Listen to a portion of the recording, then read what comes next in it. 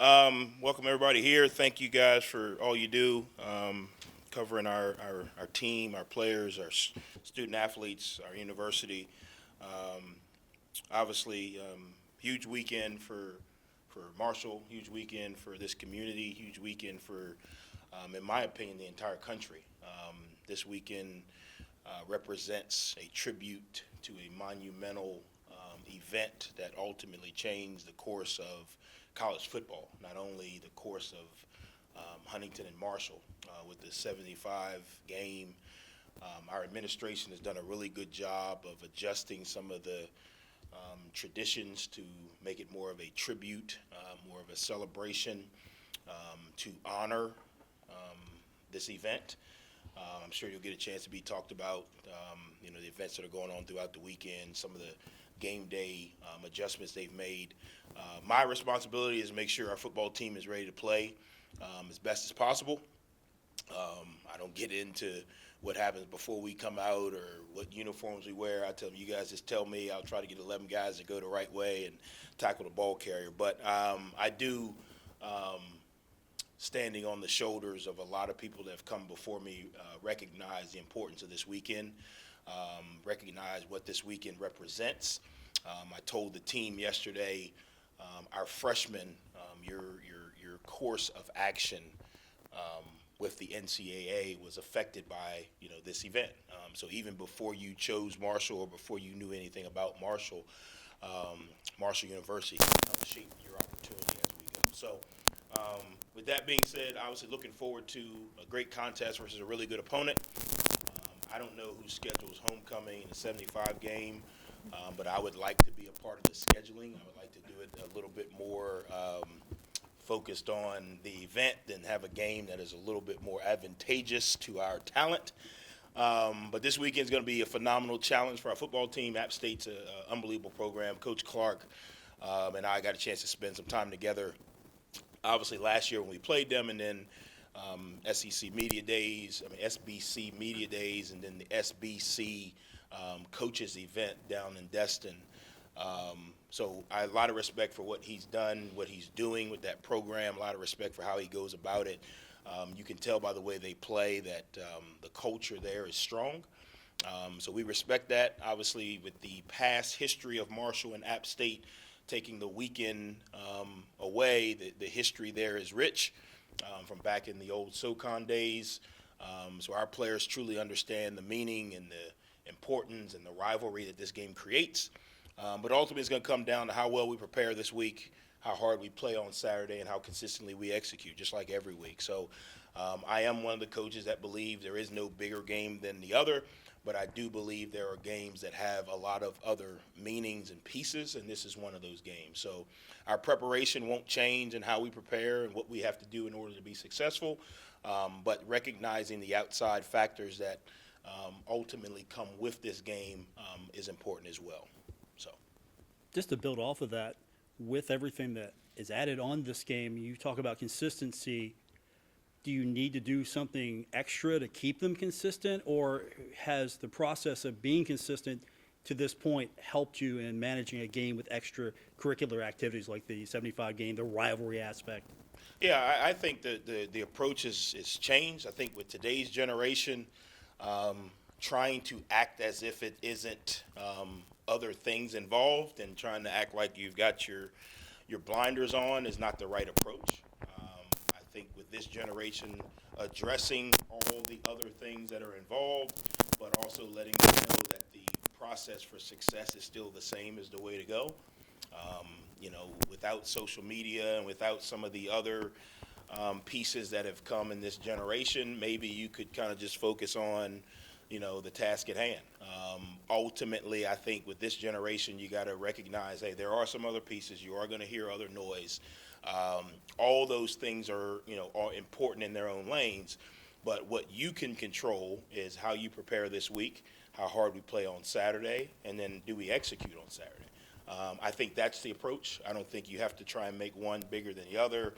The 75 game and the rivalry bigger than executing or executing bigger. I think you got to address them, and then you have to do what we've done each week. We've played in some homecoming games, and we recognize, hey, it's homecoming for this team or this this weekend. We've played in, a ranked opponent game, and we recognize, hey, they're ranked. This is, the stadium's going to be a little bigger. But ultimately, it comes down to what can I control? I can't control the stadium size. I can't control when someone determines that homecoming is. I can't control if we score a touchdown or if they score a touchdown, someone throws a ribbon flyer over the sideline like happened a couple weeks ago. We can't control those things. But I do think addressing them and then getting back to what we can control is the right way to go. Coach, it does take a delicate balance, and I'm always kind of impressed with how these kids, who obviously weren't around when that event happened, sort of embrace it and kind of take it as their own. That's a testament to the program and to your kids. Yeah, I think, one, way before I got here, the history of this place has always made this event or kept this event relevant, or kept this weekend relevant, or kept the story relevant. And when I got here, even back in summer camp, you remember, we've already been to the cemetery. We'll go again Friday night. But anytime you join a family, I think it's ultimately important that you understand that family's history. And just like when you get married, if you've got to understand your significant other's history of their family.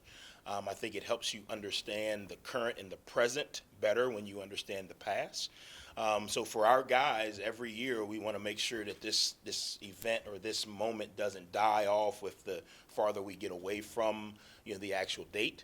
I think it helps our players. The reason I said it to them yesterday, it helps you understand why our fans are so passionate. It helps you understand why this community is so close to this university, understanding the history. And I think the more they're here and the more they hear it, they embrace it. I think even, we've got 48 new players, and I think all 48 truly have embraced, why Marshall is special in their own rights. And to me, doing some things, year round, going up in the summer and spending some time up there gives them a little bit clearer picture on the front end. I think this weekend will give a little bit clearer picture. We've had a lot of people come back and speak to the team and hey, we've got family members or had family members involved in this. This is how it's affected me.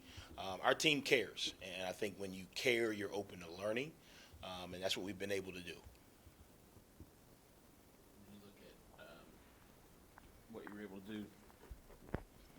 When you look at what you were able to do last week, moving the ball offensively to get you guys in the red area and have a chance to score some points, how do you capitalize on those opportunities to turn some of those into 6 instead of 3? Yeah, just so everybody knows that some of the decisions that happened Saturday were my decisions on the field of the game. So after we got up 2 scores, I felt really, really good about our defense, and I did not feel that they were going to be able to move the ball on our defense.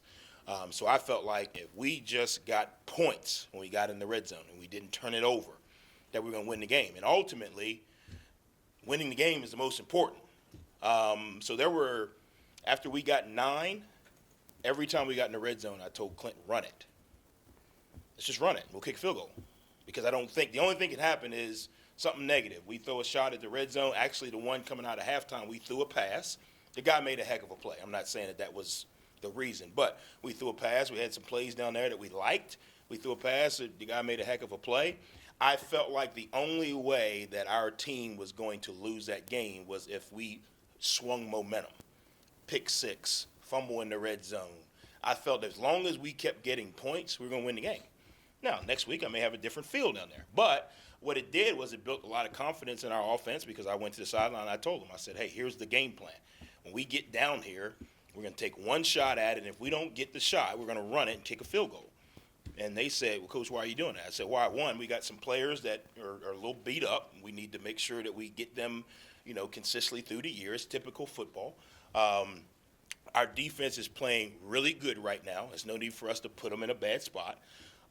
And I'm the head coach. That's what I said to them, and they all laughed. And I said, yeah, I'm the head coach, so I'm going to make sure we win the game. And I felt like the way our defense was playing, if we could do a really good job, you probably saw we did a better job in the kicking game, so we were able to flip the field a little bit more consistently. I did not feel like they could drive the field on us. I felt like if something happened, it would be we turned the ball over and they were able to kind of run one back for a distance and kind of get them some momentum. I did not feel like with the way we were going that they could, move the ball on us. So I said, hey, we're going to take points in the red zone. Now, I wasn't saying, hey, don't run any plays or score touchdowns, but the lower you get in the red zone, the safeties get closer to the box. So obviously there you got to do some things passing-wise or get to the edge. We had a lot of options on the play sheet to do that, but I felt like the best thing was, hey, run it. If LeBourne breaks a tackle and he gets in the end zone, great. If not, we're going to be in field position. We get a chance to put points on the board, and sooner or later, the clock's going to hit 0, and we're going to have more points than they do. And that was the philosophy. About when we got to a 2-score game, I felt like, okay, we're in really good control of this. Now let's make sure we do a good job of closing the game out. It actually helped us work on some take the air out of the ball mentality, because if we do get up moving forward in the season, we're going to have to be able to control the clock and keep our defense off the field when we can. So I thought it was I know everybody in the stands may have been like, well, why are we only kicking field goals? Because that's all we need right now. And when you play good defense, sometimes all you need is points. You don't necessarily need, touchdowns. Yeah, do I want touchdowns? Yes. But where we are in our season with our team, we need to play really good team football. Because at the end of the day, they count wins and losses. It's not like I think in basketball, like in high school, you get point total, right? So if you beat a team by 30, you get a higher ranking than if you beat them by 2. Well, I like that in football. At the end of the day, they count wins, losses. And they don't say, well, you scored X amount of points against this team, X amount of points against that team. And I thought where we were as a team, that was the best thing to do last Saturday. Now, I'm not saying moving forward we'll be able to do that, but I felt really good about the decision last Saturday, if that makes sense. About a guy like E.J. Horton, you talked about him in summer and fall, but to see his progression and, with Talik out, he gets a chance to play. Yeah, so that was one of the reasons we were playing some younger receivers. When I say younger, reps younger that hadn't played a lot of reps. So I wanted them to play. I didn't want to put them in positions where, hey, if I'd have ran this route against, this coverage 6 times, I would have a good feel for it. So we put them in some positions where, hey, we just want to go out and play the speed of the game, get some blocking, get some RPO stuff. I thought they did a really good job. I think EJ's one of the guys we talked about right after the bye week, the back half of the roster having to truly develop. We've done some things since the beginning of camp. We call them developmental periods in practice where, usually you have your scout teams and they just kind of run the other team's stuff for a while. But we've added some developmental practice periods where, they're getting 6 to 8 plays of our plays so they continue to develop. A guy like EJ started the season on those developmental plays, and now he's kind of grown with special teams into a key role for us. And to me, that's how you have to develop the back half of your roster at this level. Obviously, there's some younger players who have athletic ability, but the experience of playing the game they just don't have. Well, you got to put them in there against, some guys with good speed, good strength, for them to develop. And EJ's one of those guys. Shadid is one of those guys. Caleb McMillan, he came back last week, did some good things for us. We got A.J. Turner back last week. He did some good things in the run game for us. Ethan Payne is starting to play with a little bit more consistency. Obviously, Cam is doing some really good things. Right now, we're getting caught in some situations where, because of the package we put together for him, he's creating a little bit more, probably create a little bit more variance in what we can do without doing much more, if that kind of makes sense. So he's been able to kind of grow. I think if you look at his progression, he's gotten more and more comfortable. So I think as a whole, offensively, we're getting better. And I think we're getting better at the right time because we're going to need to turn some of those field goals into touchdowns, this weekend. And that's going to be a key part. For the first time all year, our O-line didn't give up a sack. So that's a positive. That's a growth. I mean, obviously, what is this, week 9, week 8, you don't want to say, well, it's the first time he didn't give up a sack. Well, that's the reality of it. And I'm just as proud as those guys. I think we threw it, I don't know how many times we threw it Saturday. Yeah, 25 times, no sacks against their DN, number 9, who was a really good player, who had a lot of sacks and a lot of pressures. For the O-line to have that kind of, performance, I think that's really good moving forward. Again, if I knew or had a magic wand to tell you when this thing was going to progress or who was going to be out and who was going to have to step up, I wouldn't be football coaching. I'd be they got the $1 billion deal here in West Virginia, don't they? The lottery. I think it's like 2 now. Yeah, I would definitely wave the magic wand over that. But it's just I'm really, really proud of the progress. Now, am I saying that the speed is where everybody wants it? No.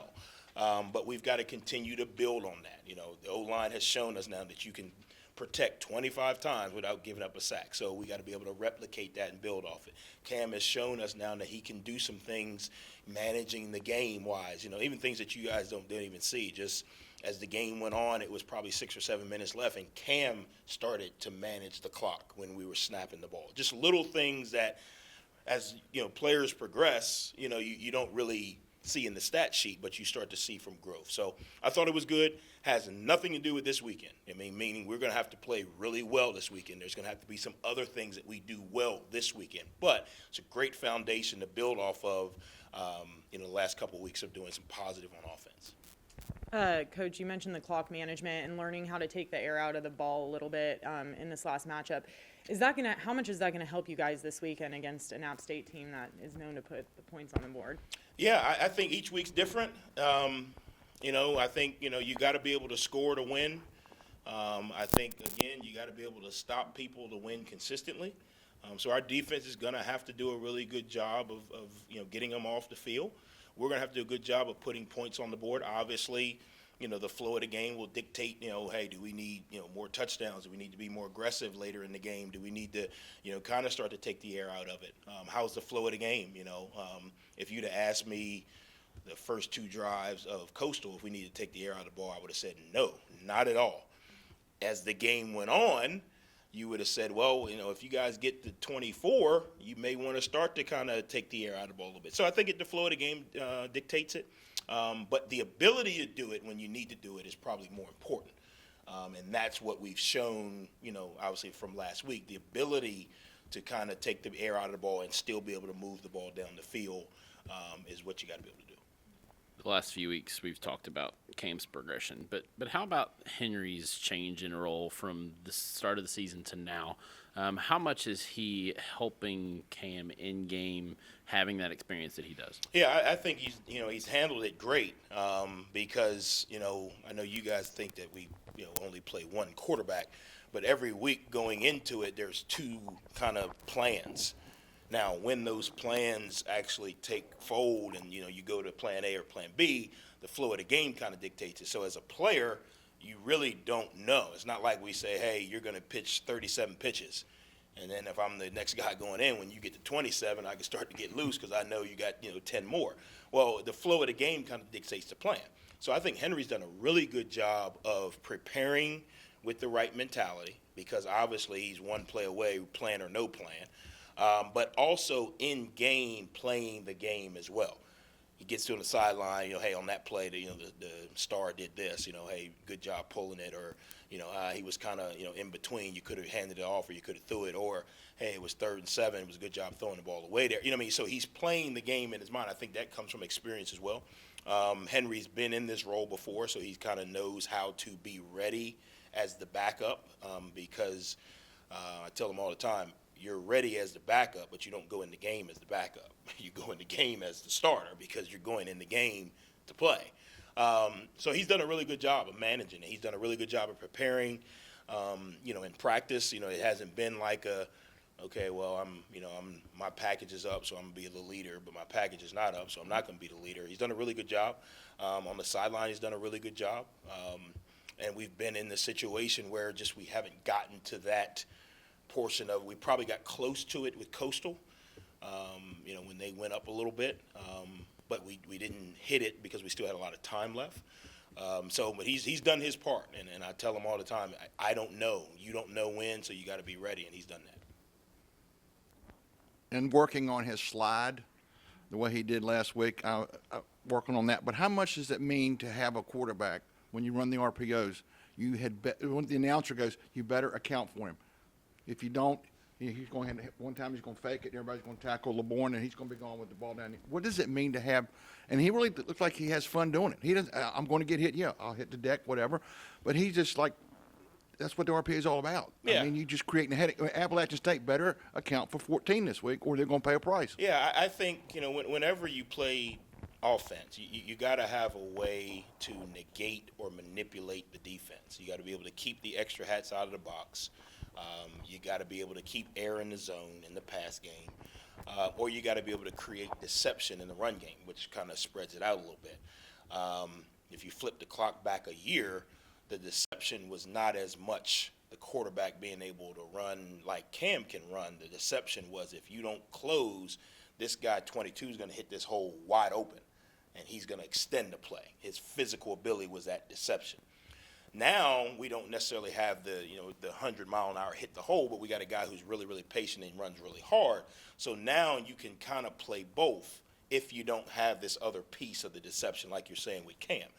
So Cam creates a little bit of variance in our base, RPO game, because now you got to have a player that accounts for Cam. So that's one less player that can be involved in the run game. And the thing about Cam is he throws well enough to where it's not just if he pulls it, everybody can converge on it because he can still throw the ball. So what he's done is he's created some variance in what we can do. Now, there are some limitations in him. He's a little bit younger, so the experience in certain throws and windows, I tell him all the time, like what you think you can do with your arm strength is not always what you can do in game.